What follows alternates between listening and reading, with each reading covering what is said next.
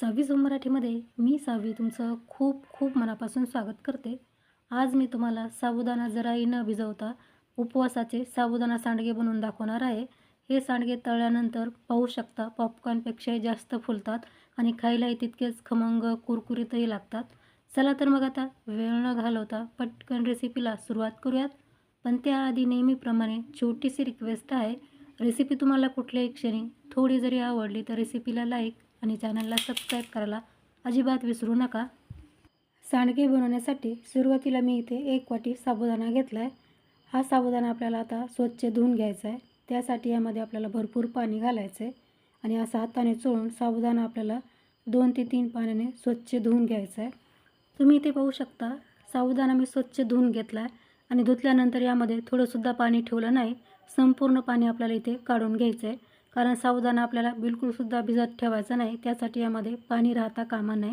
आता हा साबुदाणा आपल्याला कुकरमध्ये टाकून घ्यायचा आहे. त्यासाठी इथे मी कुकर घेतलं आहे आणि हा स्वच्छ धुवून घेतलेला साबुदाणा आपल्याला या कुकरमध्ये टाकायचा आहे.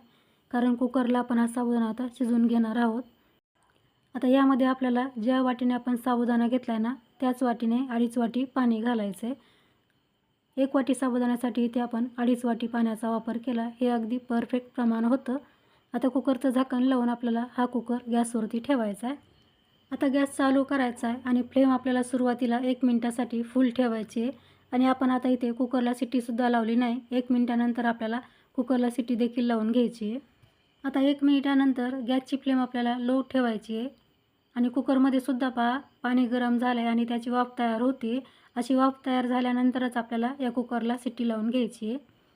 आतासुद्धा आपल्याला गॅसची फ्लेम लोच ठेवायची आहे आणि लो गॅसवरती या कुकरला 1 शिट्टी यायची वाट पाहिजे आहे. 7 ते 8 मिनिटानंतर कुकरची छान शिट्टी झालेली आहे, पाहू शकता.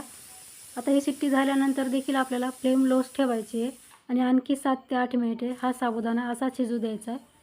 आता मात्र आपल्याला शिट्टी काढून घ्यायची नाही आहे. फक्त एकच शिट्टी आपण कुकरची काढून घेतली आहे आणि दुसरी शिट्टी येण्याआधीच आपल्याला गॅसची फ्लेम बंद करायची आहे. तर 7 ते 8 मिनिटानंतर आपला हा साबुदाणा अगदी मस्त शिजला आहे. आता आपण लगेच गॅस बंद करूया आणि जोपर्यंत या कुकरची वाफ जात नाही ना, तोपर्यंत कुकर आपल्याला असाच ठेवायचा. याला बिलकुलसुद्धा उघडायचं नाही, म्हणजे वाफेवरतीच हा साबुदाणा आपला मस्त शिजला जातो म्हणून. आता गॅस बंद करूया आणि कुकर असाच साईडला ठेवून देऊयात. आता इथे मी कुकर पूर्ण थंड करून घेतला आहे, म्हणजे याची पूर्ण वाफ जाऊ दिली आहे. आता आपण याचं झाकण उघडूयात.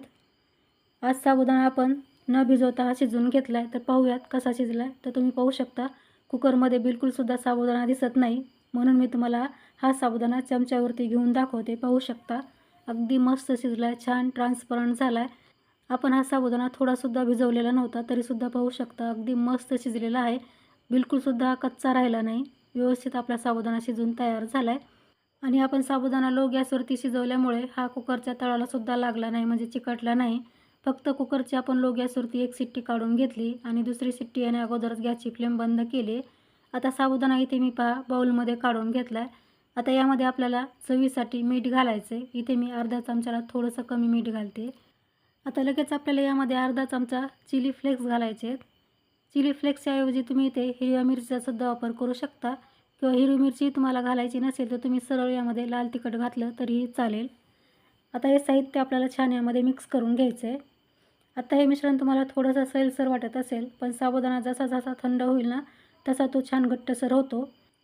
आता हे छान मिक्स झाल्यानंतर आपल्याला याला थंड हवेच्या ठिकाणी ठेवायचं आहे, म्हणजे फॅनखाली ठेवायचं आहे. 15 मिनिटे हा साबुदाणा मी छान थंड करून घेतलेला आहे. तुम्ही पाहू शकता थंड झाल्यानंतर साबुदाणा मस्त घट्टसर झाला आहे.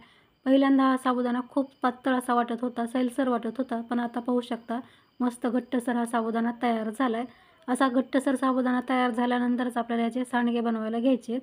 तुमचा साबुदाणा जर यापेक्षा सैलसर असेल ना, तर तुम्ही सरळ साबुदाणा थंड झाल्यानंतर फ्रीजमध्ये ठेवा आणि फ्रीजमध्ये छान थंड झाल्यानंतर याचे सांडगे बनवायला घ्या.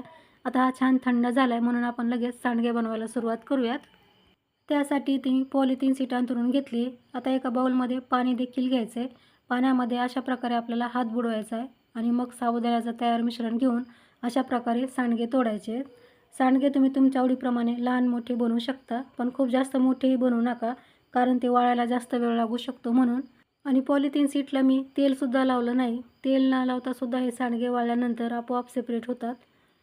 तुम्हाला जर अशा हाताने हे सांडगे बनवायचे नसतील ना, तर तुम्ही सरळ हे मिश्रण ना प्लॅस्टिकच्या पिशवीमध्ये भरून घ्या, त्याला छोटंसं होल तयार करा आणि मग हळूवार त्यातून सांडगे पाडून घ्या. ती पद्धतसुद्धा खूप सोपी आहे, त्यानेसुद्धा सांडगे अगदी पटपट पाडून होतात. तर आता अशाच प्रकारे मी राहिलेले सर्व सांडगे बनवून घेते आणि मगच तुम्हाला भेटते. इथे तुम्ही पाहू शकता संपूर्ण साबुदाण्याचे सांडगे मी बनवून घेतलेत. 1 वाटी साबुदाण्यापासून आपले भरपूर इथे सांडगे तयार झालेले आहेत. आता तयार सांडगे मी 2 दिवस कडकडीत उन्हामध्ये वाळून घेते. पण तुमच्याकडे जर ऊन येत नसेल ना, तर हे सांडगे तुम्ही फॅनखालीसुद्धा वाळून घेऊ शकता. फॅनखाली हे सांडगे वाळण्यासाठी थोडासा जास्त वेळ लागू शकतो. आता हे सांडगे मी वाळून घेते आणि मगच तुम्हाला भेटते. 2 दिवसानंतर तुम्ही पाहू शकता साबुदाण्याचे सांडगे आपले मस्त कुरकुरीत वाळलेले आहेत. खूप छान आपले हे सांडगे तयार झालेले आहेत. हे सांडगे बनवताना आपण एकही थेंब तेलाचा वापर केला नाही, म्हणून तुम्ही हे सांडगे हवाबंद डब्यामध्ये वर्षानुवर्षे स्टोअर देखील करून ठेवू शकता आणि जेव्हा तुम्हाला उपवास आहे ना, त्या दिवशी हे सांडगे तळून खाऊ शकता. खूप टेस्टी लागतात. किंवा मुलांना काहीतरी बाहेरचं स्नॅक्स आणून देण्यापेक्षा असे सांडगे बनवून तुम्ही मुलांना देखील छोट्याशा बुकेसाठी तळून देऊ शकता. मुलंसुद्धा आवडीने खातील. आता हे सांडगे मी तुम्हाला तळूनसुद्धा दाखवते. त्यासाठी इथे मी अगोदरच तेल गरम करायला ठेवलं होतं. सांडगे तळताना आपल्याला तेल छान कडकडीत गरम होऊ द्यायचे आणि तेलात सांडगे सोडल्यानंतर गॅसची फ्लेम कमी करून अशा प्रकारे आपल्याला हे सांडगे तळून घ्यायचे. तर तुम्ही पाहू शकता साबुदाण्याचे सांडगे आपले 4 पट फुललेले आहेत. तळल्या अगोदर हे सांडगे किती छोटे होते आणि तळल्यानंतर पहा खूप जास्त फुललेले आहेत. हे सांडगे बनवताना आपण थोडासुद्धा साबुदाणा भिजवून घेतला नव्हता, तरीसुद्धा पाहू शकता सांडगे काय मस्त फुललेले आहेत. खूप सुंदर हे सांडगे तयार झालेत. तर आणखी काही सांडगे मी तुम्हाला तळून दाखवते. तर मैत्रिणींनो, इथपर्यंत तुम्ही रेसिपी पाहताय म्हणजे रेसिपी तुम्हाला आवडते असं मी गृहीत धरते. रेसिपी तुम्हाला आवडत असेल ना, तर रेसिपीला लाईक शेअर करा आणि ही रेसिपी तुम्ही कुठल्या गावातून किंवा कुठल्या शहरातून पाहताय हे सुद्धा मला कमेंट्समध्ये सांगत जा, म्हणजे मला कळेल की माझी रेसिपी कुठपर्यंत पोहोचली आहे. तर नक्की तुम्ही हे साबुदाण्याचे सांडगे तयार करून पहा. आपण थोडासुद्धा साबुदाणा भिजवून घेतला नाही किंवा वाफवून देखील घेतला नाही, तरीसुद्धा पाहू शकता काय मस्त आपले सांडगे तयार झालेत. तर ट्राय करा. रेसिपी कशी वाटली कमेंट्समध्ये मला नक्की सांगा. रेसिपी आवडली तर लाईक शेअर करून चॅनलला सबस्क्राईब करायला देखील विसरू नका. तर लवकरच भेटू आणखी एका अशा छानशा रेसिपीसह. तोपर्यंत मस्त खा आणि हेल्दी राहा. धन्यवाद.